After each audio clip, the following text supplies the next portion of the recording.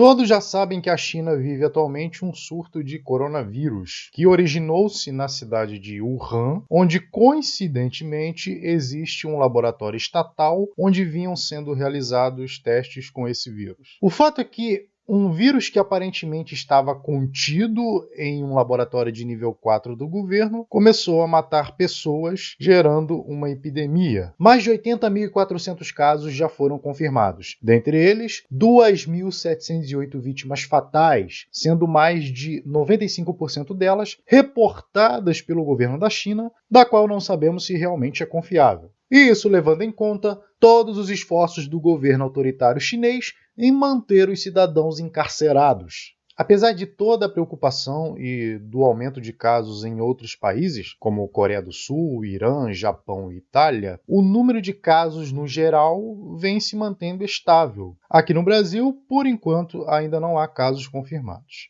E com a iminência de uma possível pandemia, a mídia convencional pró-establishment já fala em uma recessão na economia global, já que, por conta desse surto, alguns setores da indústria chinesa, que fornece peças e componentes para diversos setores da economia no mundo todo, principalmente aqui no Brasil, estão paralisados ou funcionando parcialmente. Mas seria o coronavírus o único culpado de uma crise? E se ele for apenas um bode expiatório de uma situação que já vinha sendo insustentável? Veja, caso o coronavírus se torne uma pandemia, pode sim desacelerar setores produtivos da economia global e causar uma recessão. E esse evento, obviamente, é completamente imprevisível. É o que Nassim Taleb chama de cisne negro. Eu me lembro bem de um trecho da página 267, que Taleb escreve: teremos menos crises, mas elas serão mais graves. Quanto mais raro o evento, menos sabemos sobre sua probabilidade. Isso significa que sabemos cada vez menos a respeito da possibilidade de uma crise. Ok, o coronavírus pode até ser imprevisível, mas uma crise econômica causada por interferência estatal, não. E isso a escola austríaca consegue prever e com bastante precisão, que é o chamado ciclo de expansão e retração ou ciclo econômico. E é exatamente o que vem acontecendo na China e muito antes do coronavírus. Vamos lá, eu vou explicar a situação. Estima-se que mais de 20% dos imóveis na China estão desocupados. Isso vai desde apartamentos a cidades inteiras completamente abandonadas. Pesquise aqui no YouTube Cidades Fantasmas e veja os relatos. É bem verdade que parte desses imóveis já foram comprados e só estão vazios por opção dos donos. Chineses compram até 2 imóveis, sendo um para moradia, com a futura esposa, e um outro como investimento. Mas enquanto isso, os imóveis estão lá, sem uso algum, sem gerar riqueza, completamente ociosos. Agora, como e por que os chineses fazem isso? Eles têm tanto dinheiro sobrando que começam a construir cidades aleatoriamente? Seria um hobby? Um investimento lucrativo? Na verdade, paradoxalmente, há milhões de chineses que vivem em imóveis alugados, já que uma unidade, um apartamento, custa em torno de 70 a 100 mil dólares. Uma verdadeira fortuna para quem recebe um salário médio anual de 6 mil dólares. E a razão para tal bizarrice é muito simples. Por motivos culturais, os chineses batalham para comprar um imóvel e garantir um matrimônio, uma esposa, e o governo chinês, se passando por um assistencialista, aproveita essa condição para manipular a taxa de juros, permitindo aos chineses acesso a crédito farto e barato. Crédito barato estimula uma demanda irreal por imóveis, que por consequência eleva-se os preços e leva os chineses ao endividamento, já que apenas a poupança não é o suficiente para adquirir um imóvel. Para você ter uma ideia, só em Xangai os preços dos imóveis mais do que sextuplicaram desde 2000. Já percebeu onde eu quero chegar? O governo infla a bolha de preços por meio de crédito barato, até que o preço desses imóveis atinge seu ápice, até que não haja mais demanda porque ficou insustentável, e então os preços despencam. E como cerca de 75% da riqueza das famílias chinesas estão na forma de imóveis, quando a bolha estourar, o empobrecimento dos chineses será sem precedentes, talvez perdendo só para os tempos de Mao Tse-tung. Mas os imóveis representam só uma parte da má alocação de recursos da economia chinesa. Houve projetos maciços e esbanjadores de construção civil em toda a China. Basicamente a construção de qualquer coisa que você possa imaginar. Apenas no período de 2011 a 2012, a China consumiu mais cimento do que os Estados Unidos consumiram durante todo o século XX. Agora, imagina tudo que foi construído nos Estados Unidos em 100 anos. Tudo isso equivale ao que a China consumiu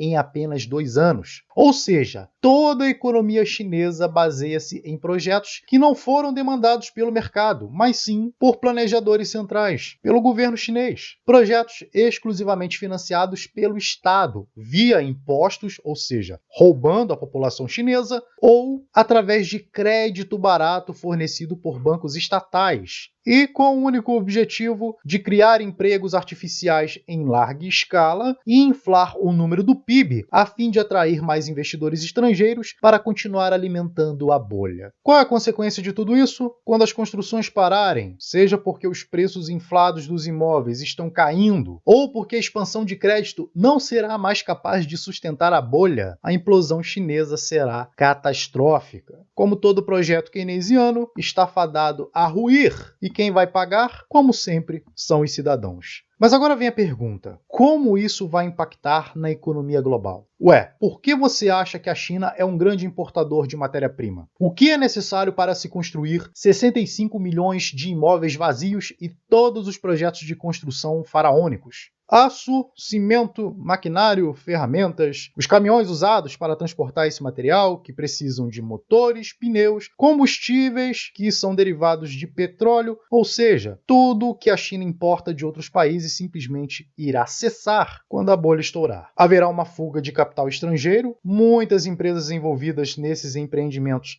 vão falir, vão quebrar, exceto aquelas amigas do Partido Comunista, que certamente serão salvas pelo governo às custas da já empobrecida população chinesa, que terá o seu poder de compra reduzido, porque toda a riqueza deles está em imóveis. Isso vai impactar diretamente nas importações, já que eles vão deixar de comprar certos produtos importados, impactando então no faturamento das empresas de outros países. As ações dessas empresas vão despencar devido às incertezas do mercado, fazendo com que determinados setores da indústria global percam investimentos preciosos e reduzam a produtividade, gerando um efeito dominó em outros setores da indústria que fornecem para elas. Com a crise afetando outros países e como a própria China é altamente dependente de exportações, se outros países entrarem em crise, quando outras empresas em outros países, por conta da crise, deixarem de demandar produtos e peças oriundas da China, como é o caso de eletrônicos, o efeito será reverso, ou seja, as empresas chinesas que exportam também serão afetadas com a redução da demanda, e assim fecha o ciclo e a crise global é instalada. Isso sem falar da política monetária adotada pelos governos, que, na tentativa de adiar a crise, recorrem aos famosos sedutores métodos inflacionários, tornando a crise tão maior quanto o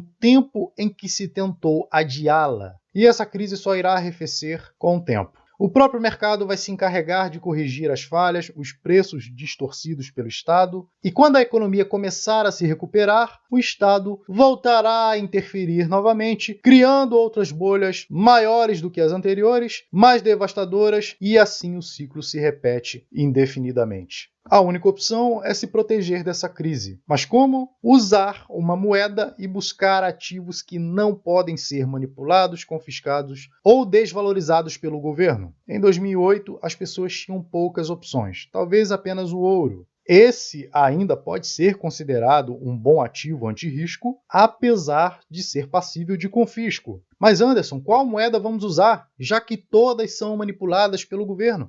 Em cada país há uma máfia governamental manipulando a moeda. O que podemos fazer? Quem acompanha o canal já sabe da resposta, né? Começa com Bit e termina com Coin. Exatamente, só o Bitcoin é imune a todas as tentativas de espoliação estatal. É o único que não pode ser inflacionado, controlado e confiscado por máfias estatais. Infelizmente, pouca gente está se dando conta disso, mas nada que uma outra grande crise e uma grande perda de capital sirva como aprendizado para esses indivíduos. Se você já tem consciência disso, meus parabéns. Agora, se depois de tudo isso que eu disse aqui, você ainda acredita em governo, só lamento por você. Quem sabe, depois de ter o seu patrimônio liquidado, você pense a respeito e mude de ideia.